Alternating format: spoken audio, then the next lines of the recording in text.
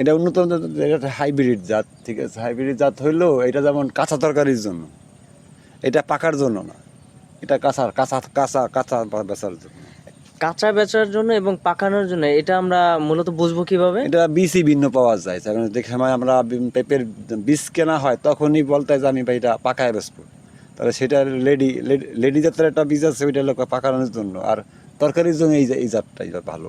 আর একটা আছে জাত বড়, যেমন 4 কেজি 5 কেজি এলা, তবে ওইটা বাজার জাতটা খুব নর্মাল। কিন্তু একটা লোকের তো 2 কেজি পেঁপে লাগে, 5 কেজি পেঁপে লাগে না।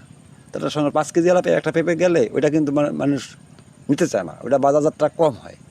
ওইটা একমাত্র হোটেলেই চলে বেশি, বড় বড় ফাংশনে। কিন্তু আমরা যে পেঁপেটা করি 1.5 কেজি 2 কেজি 3 কেজি, এই পেঁপেটা অ্যাভেলেবেল সবসময় বাজারে, খুব চাহিদা এই পেঁপেটা। কিন্তু এই বড় পেঁপেটাও আছে, ওইটা শখে অনেকে করে, কিন্তু ওইটা চাহিদাটা কম, ওইটা বাজারটা কম। এই পেঁপেটার বয়স কতদিন হবে?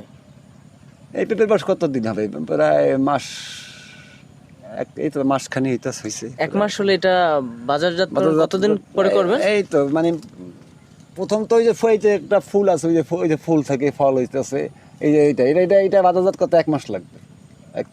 এক থেকে 40 দিন, 30 থেকে 40 দিন সময় লাগবে। মানে এইটা যেমন আর 5-7-10 দিন পরে বাজারজাত করা যাবে। এটা 10 দিন পরে আরো একটু বড় হবে, এইভাবে 10-12 দিন লাগবে। এই পেঁপে গাছটার বয়স কতদিন? বস তো গত পৌষ মাসের আমি 14-15 তারিখের দিকে লাগাইছি গাছটা। 14-15 দিকে ছোটো চারা ছিল, এতটুকু চারা ছিল, এতটুকু চারা 14-15 দিন আগে আমি মানে 14, হ্যাঁ মানে পৌষ মাসের 14-15 তারিখের দিকে লাগাইছি এতটুকু চারাটা। এই তো 1 বছরে আমার ফল তো আরও আগে থেকে, এই যে ফল তো এই জায়গায় ছিল, এগুলোতে ফল ছিল, এই যে ফল ছিল।